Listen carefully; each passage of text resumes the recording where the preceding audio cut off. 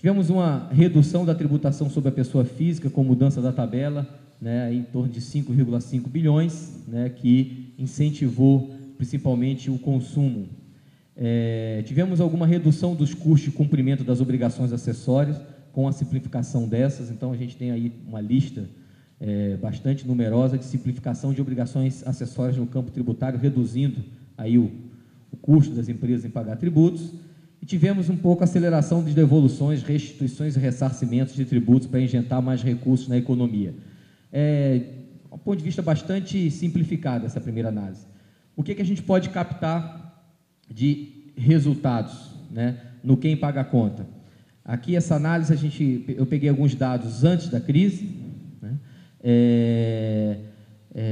Esse antes da crise, pegamos 2 anos, 2006 e 2007, durante a crise, tá? Então, final de 2008 e 2009, e após a crise, algumas projeções para 2010 e 2011. Então, nessas variáveis especificamente, o que a gente observa, né? A arrecadação vinha crescendo antes da crise 10% a 12% em termos reais ao ano, né? Isso com um crescimento do PIB em torno de 6% na margem até setembro, mostrando aí uma elasticidade antes da crise em torno de 2%, né? Uma resposta em torno de 2%. Durante a crise, né, então, o governo optou por abrir mão da arrecadação, né, abrindo mão de arrecadação, adotando esse tipo de política, aumentando as desonerações e reduzindo, houve também mudança nos prazos de recolhimento, etc. Então, durante a crise, a queda na arrecadação foi em torno de 7%, houve algumas variações ali no final de 2009 por conta de um artifício legal, que foi a inclusão de depósitos judiciais que estavam parados na Caixa Econômica há mais de 10 anos, foram incorporados na arrecadação no final de 2009. E agora, após a crise, a expectativa é que a arrecadação volte a crescer, tanto em 2010 como em 2011, a 10%, 12%, a Receita está com a estimativa de crescimento real de 12%, o que não é de se estranhar, o que a gente tem agora depois da crise, não houve mudança significativa na estrutura tributária, a elasticidade, a resposta, deve continuar em torno aí de 2%, um pouquinho menor, então a arrecadação, com exceção dos últimos 3 meses de 2009, que foi um pouco alta, deve ter um crescimento aí pelo menos em torno de 10%. Em relação ao PIB, antes da crise, o PIB vinha crescendo na margem em 2006, 2007 de 5% a 6%. Durante a crise, nós tivemos aí o dado de 2009, né, uma queda de 0,02%, praticamente uma instabilidade, e após a crise, uma expectativa aqui bastante conservadora, né, de crescimento aí de 4% a 5%, o pessoal já está falando em crescimento de 7%, eu não sei como é que está a última previsão de IPEA, mas estava em 5,5%, passou para 6% e talvez esteja em 6,5%. Esse PIB per capita eu gostaria que a gente deixasse de lado um pouquinho, é um pequeno crescimento, ele está em dólares, né, e por uma questão de honestidade intelectual, nós não vamos fazer a comparação com um período que teve crise cambial e botar em dólares, né? Isso aí, uma professora da UFRJ, sobrenome Werneck, eu não lembro o nome dela, vocês me ajudem, ela dizia o seguinte: os números não mentem, mas os economistas, quando usam os números, mentem, né? Então, a gente que trabalha com bastante números, né, Zé Roberto? Há várias formas de você mostrar e fazer o número dizer uma coisa que às vezes não é verdade, né? Então, vamos deixar esse PIB per capita. O desemprego, esse desemprego, para eu poder comparar lá com dados de 94, 96, é desemprego na região metropolitana de São Paulo, tá? Vinha 11% a 8%, né? Durante a crise houve uma pequena queda, esse 10% a 8% é porque no topo da crise o desemprego chegou a 10%, no final dela já estava uma recuperação para 8%, a expectativa aí é que 2010, 2011 até fique abaixo dos 7%, eu coloquei ali também o conservador de 7% a 8%. Nós temos os juros, uma variação também 11,25 a 13,75 antes da crise. Durante a crise a gente teve uma redução de juros, né, e agora após a crise um retorno, mas ainda a níveis aí próximos de antes da crise. O IPCA, né, vinha com 4,5, bem perto do centro da meta, 4,46. Durante a crise ficou em 4,31, a expectativa agora no pós-crise do IPCA é 5% a 6%. Salário mínimo, também em dólares, vamos desconsiderar, vamos olhar ali o salário mínimo real, pelo menos ele está aí pelo IPC, né, dá uma ideia melhor, 420 a 434 antes da crise, isso aí em dezembro, o valor do salário mínimo em dezembro eu distanciei até de fevereiro, porque fevereiro tem um aumento e tem um pico ali. Durante a crise aumentou, isso aqui foi o aumento em fevereiro de 2009 foi mantido, o aumento real do salário mínimo, isso contribuiu também para a recuperação via consumo, isso é bem claro nos dados. E após a crise, a expectativa ainda é um crescimento real do salário mínimo de 500 a 520.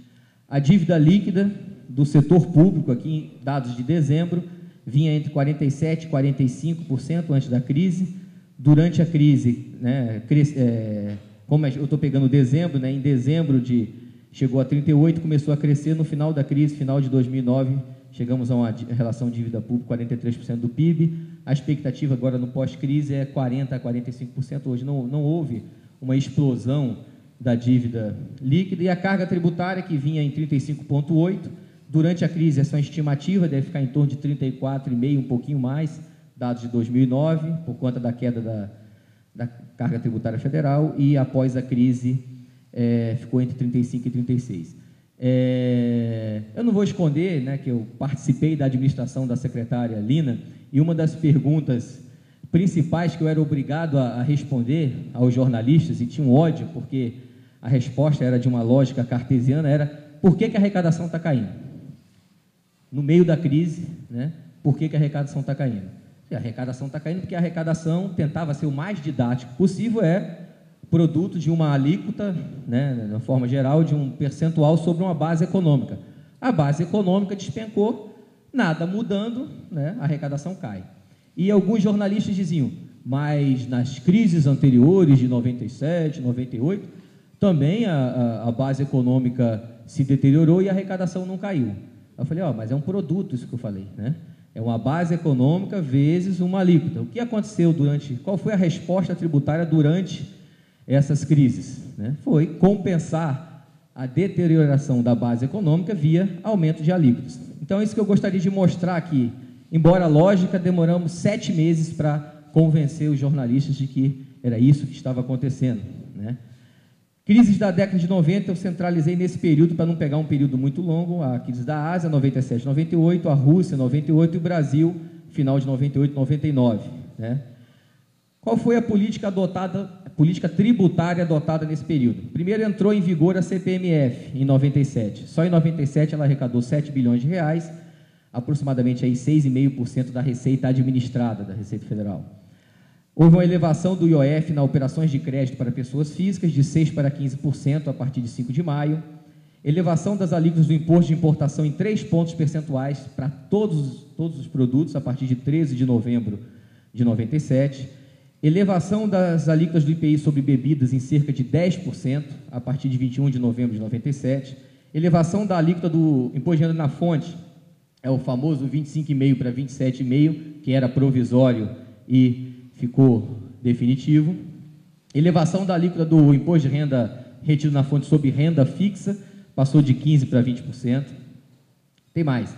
Elevação da alíquota da COFINS de 2% para 3%, que o Alberto comentou aqui, um aumento de 50% numa base de consumo, né?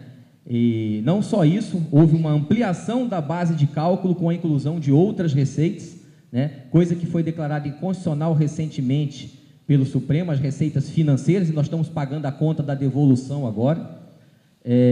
Incidência de IOF sobre aplicações financeiras em fundos de investimentos, 0,38, e aumento de 0,38 pontos percentuais nas operações de crédito, tanto pessoa física como pessoa jurídica. Aqui um artifício de incluir os depósitos judiciais no conceito de receita corrente, né? E aí houve uma conversão definitiva em renda da União, proveniente de um estoque de valores que aumentou a arrecadação artificialmente. Isso foi utilizado novamente agora, no final de 2009, né, com aquele decreto que transferiu para a União os depósitos na Caixa Econômica. Isso é uma antecipação, porque o depósito judicial você pode ganhar ou perder. Qual o resultado disso, naquelas mesmas variáveis, né? A arrecadação antes da crise, aqui eu estou pegando então 3 anos como eu estou considerando crise 97, 98 e 99, eu peguei 3 anos antes e 3 anos depois. A arrecadação vinha crescendo em média aí no último ano, de 96 a 2,5%.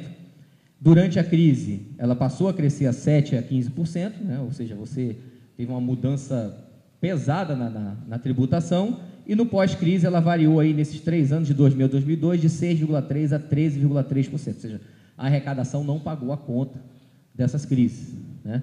Aí eu tenho o PIB, eu coloquei para cada ano, para se ter uma ideia, né? Você tinha aí já vinha num crescimento relativamente medíocre no 94 a 96, mas uma média aí de quase 4% na média, tirando 96, que foi um ano realmente ruim. Durante a crise, o crescimento do PIB despencou, né? 97 pegamos só o finalzinho do ano do impacto da crise asiática, cresceu 3,3%, e aí esses outros anos só isso. E no pós-crise, houve uma pequena recuperação logo em 2000, porque a base 98, 99 era um PIB muito baixo, né? Cresceu em 2000, mas esse crescimento não se sustentou em 2001 e 2002.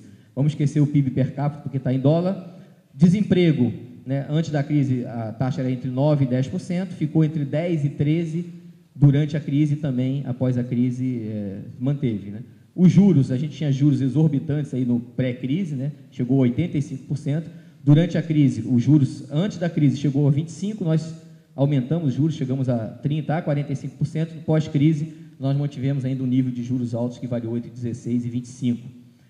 O IPCA, né, reduziu durante a crise, mas no pós-crise ficou em 12,5% no período, aí é o final do período.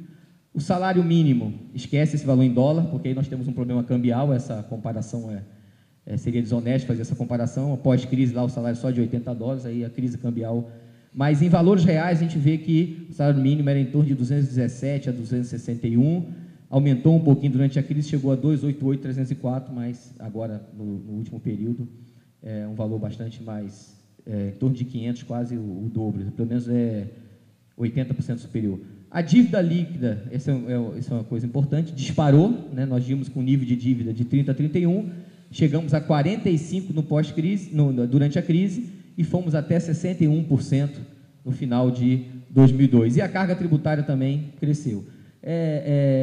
Tentativa de mostrar que há alternativas, né, no combate aqui, que modelo seguir quando for combater determinada crise e quem paga a conta, né? Nessa última crise, ficou muito claro que quem pagou a conta foi a arrecadação, né? E o resultado prático foi uma redução do superávit primário, né, que não afetou sequer o pagamento de juros, né? Não chegou sequer a pensar em moratória, né? Esse foi o modelo adotado, né? Uma visão mais integrada das políticas macroeconômicas, a política tributária dentro do contexto de política macroeconômica e social, e não só aquela visão apenas de aumento de arrecadação e superávit primário.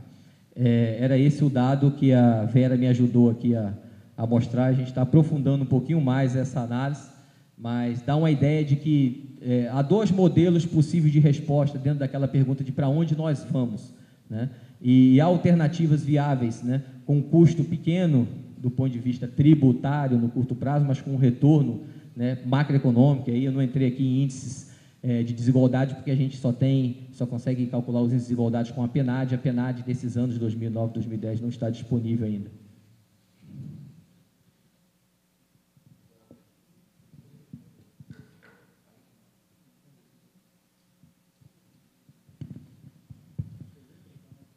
Lembro. Sou igual a Costa do Marfim, isso aí é memória de elefante. Não, a pergunta eu conheço, mas eu quero crer que que estão indagando deve ser sobre a questão do juro do capital próprio, né? Que permite que você tribute exclusivamente na fonte os rendimentos. Bom, isso primeiro é igual a jabuticaba, né? Só tem no Brasil, até onde eu conheço. Lógico que do ponto de vista da empresa e até indiretamente do fisco, a medida estimula, né, a formalização. Agora, estimula a formalização dos mais ricos. É a típica medida do nosso sistema tributário que beneficia basicamente os mais ricos. Por quê? Porque não precisam levar para a tabela progressiva as suas retiradas. Quer dizer, eu até entendo várias razões do ponto de vista empresarial, eu só não consigo entender, quer dizer, por que um trabalhador que ganha 3 mil, 5 mil, 10 ou 20 mil tem uma tributação diferente e progressiva, corretamente, e alguém que tira essa renda via lucro, que não tem nada contra, mas ele não pode levar também para a tabela progressiva.